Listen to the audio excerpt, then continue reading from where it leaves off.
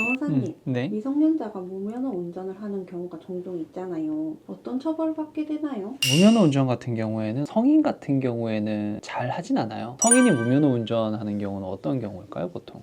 운전 면허 취소된 다음에 그 상태에서 이제 보통 하는 경우들이 제일 많고, 미성년자는 어쨌든 면허를 딸 수가 없다 보니까 차량을 운전한다든지 커다란 오토바이를 운전한다든지 그런 경우가 무면허가 되고, 도로교통법상에 처벌 규정이 있는데 1년 이하의 징역이나 300만 원 이하의 벌금형이에요.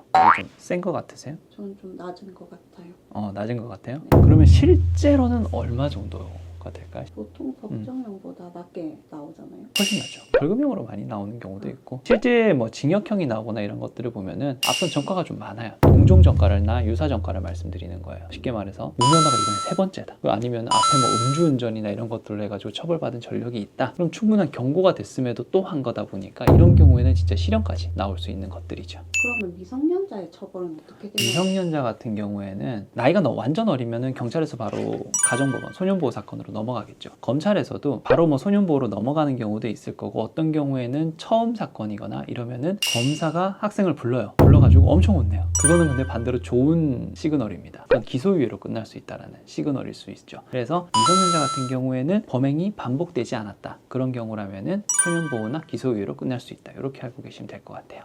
만약 부모님 차를 훔쳐서 운전을 하면 이건 절도죄인가요? 원칙적으로 절도가 될 수도 있고 사형절도가 될 수도 있겠죠. 내가 이 차를 들고 어디로 떠나버릴 거다, 사라져버릴 거다, 그건 절도가 되겠죠. 근데 반대로 한 바퀴 돌고 갖다 놔야지, 이런 경우에는 사형절도가 될 수 있죠. 친족상도례라고 들어보셨어요? 예전에는 사기 사건이나 경제범죄들이 있죠. 가족끼리 일어난 사건에서는 법이 관여하는 게 적절치 않다라고 해가지고 형을 아예 면제시켜버렸어요. 근데 이게 최근에 헌법재판소에서 이제 헌법 불합치 결정이 났죠. 지금은 부모님 차를 만약 그런 식으로 가져가 버리거나 사용을 해버린다, 그러면 범죄가 성립될 수 있죠. 미성년자가 무면허 운전 중에 사고를 내면 어떻게 배상해야 하나요? 와, 그 머리 아프죠. 단순히 그냥 자기 혼자 박았다, 운전이 미숙하니까 주차를 하다가 박았거나 이러면은 그거는 자기가 처리를 하면 돼요. 그냥 차량에 대한 수리비니까. 그런데 이게 벽을 박는다든지 남의 차를 박는다든지 심지어 사람을 쳤다, 차량과 차량 간에 사고가 발생하는데 뭐 당연히 안에 사람이 있을 거니까 이게 인피사고까지 갔다, 그러면 이건 답이 없어지는 상황이 발생할 수 있어요. 왜? 보험이 안 되잖아요. 일단 보험이 안 되다 보니까 그 돈은 고스란히 개인이 책임을 져야 되는 것들이에요.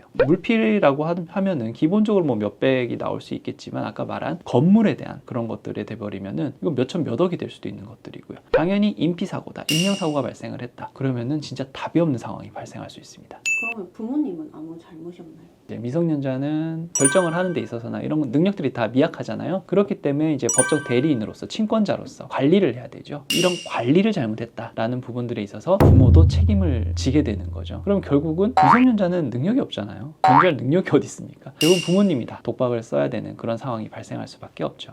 그럼 변호사님이 맡았던 사건 중에 손해배상액이 되게 높았던 사건이 있나요? 있죠. 그때가 고등학생이었어요. 오토바이를 타고 다녔었는데, 오토바이가 좀 커요. 배기량이 좀 큰 오토바이였는데 그걸로 가다가 지나가시는 분이랑 좀 부딪혔어. 근데 이제 오토바이 덩치도 크고 속도도 있다 보니까 그분이 쓰러지시면서 허리를 좀 다치셨던 그게 있어요. 나이가 좀 있으신 분이다 보니까 이제 단순 치료비도 그때 거의 1,000만 원 이상 나왔던 것 같아요. 그 다음에 돈이 많이 붙는 게, 실질적으로 이런 손해배상 사건에서 간병비가 엄청 들어요. 간병비가 보통 하루에 뭐 8시간 하면 2번 뛰어야 되거든요. 16시간이죠. 자는 시간 위에는 간병이 있어야 되니까 그 기간이 몇 달이 돼버리니까 그 금액만 몇 천만 원이 돼버리는 거예요. 보험이 안 되는 이런 사건들에 있어서는 인명사고가 발생했다라고 하면은 어떤 경우 이제 억 단위가 넘어가는 경우도 있습니다. 그래서 요거는 절대 하시면 안 되는 유형 중에 하나예요. 그러면 무면허 사건 중에 기억나는 형사 사건이 있으세요? 있죠. 그 친구가 무면허 플러스 절도였어요. 청소년 시기에 가장 많이 하는 게 아까 오토바이라고 했죠. 그거를 자기 거인 경우도 있겠지만, 돈 모아서 사는 경우도 있겠지만, 안 그런 경우도 많아요. 어떤 경우예요? 대부분 훔치는 경우죠. 그래서 오토바이를 잘 관리하시는 분도 있으신데, 생각보다 많은 분들이 그냥 오토바이 열쇠를 꽂아놓고 다니시는 분도 있으시고요. 어떤 경우에는 이제 배달하는 오토바이 있죠. 그거를 이제 그냥 세워놓는데 그걸 타고 가버리는 경우. 그래서 이 친구가 이미 2건의 무면허 절도가 있었어요. 그때는 그냥 넘어가가지고 잘 처분을 받았는데 반성을 안 한 거야. 그래서 또 이제 고등학교 2학년 때 반복을 한 거죠. 절도건이 2건을 했었어요. 한 주 사이에 같이 잡힌 거야. 더 나쁜 거는, 이거는 혼자 한 게 아니고 친구들과 같이 했어요.